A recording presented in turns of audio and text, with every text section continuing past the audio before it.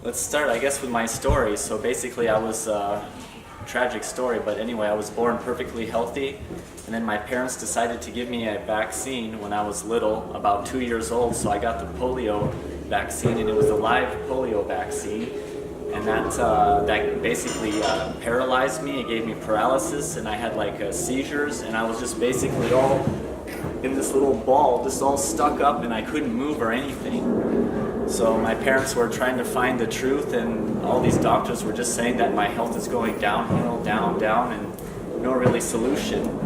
And then one day, I just got kind of fed up with all this stuff, and we're searching, like we went to the top doctors, and they started testing me and stuff, and finding out that I had like severe pain running through my whole body, and they didn't know what that was. And at that stage, I didn't even know what pain was, so I thought it was normal to have this like knife stabbing pain all through my body.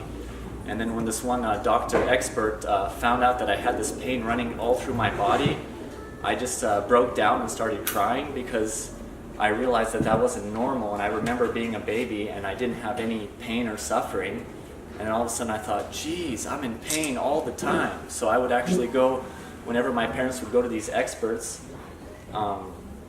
and they would check me out, they would say there's nothing they can do for me, and I would just take like an elevator up to the highest building, and I would get to where I could see the edge, and I would just go kind of play around there, because I wanted to actually jump off several times. And I was watching pigeons, and it just, because there was no answers, there was no solutions. And then I got really close to jumping one time, and this voice just came out of nowhere and said, don't jump.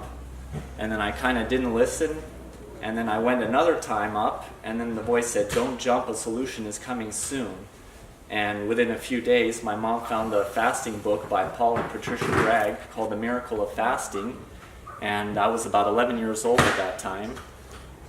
And more doctors were saying that by the time I hit puberty, I'm going to be dead, that's it, that's all I'm going to be able to take.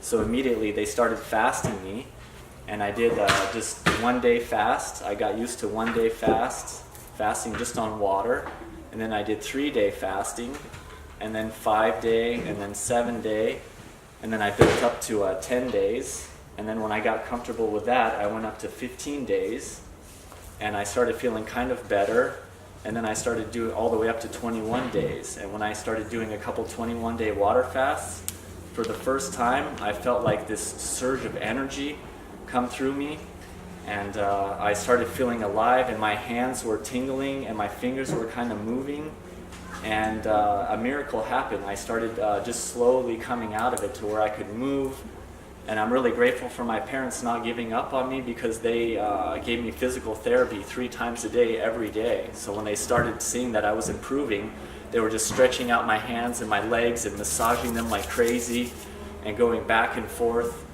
And basically with the water fasting and that physical therapy and massage from my parents, I got out of my challenge. So I started coming alive again and feeling really healthy and happy. And so that basically cured me. And then I started getting sick again after I would get done fasting. Of course, they say in that book you're supposed to eat all fresh fruits and vegetables. And I would do that for a while, and then I would get back into cooked food again, and then all of a sudden I get like severe stomach aches, or I'd get infections, or I had the onset of diabetes coming. And then I learned about raw food.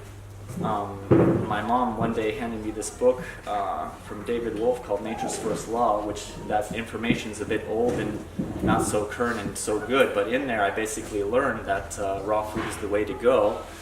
And in that book, he said that only humans and pets get degenerative diseases because they cook their food. And when I heard that, that just rang a bell in my head, and I knew this was the way to go.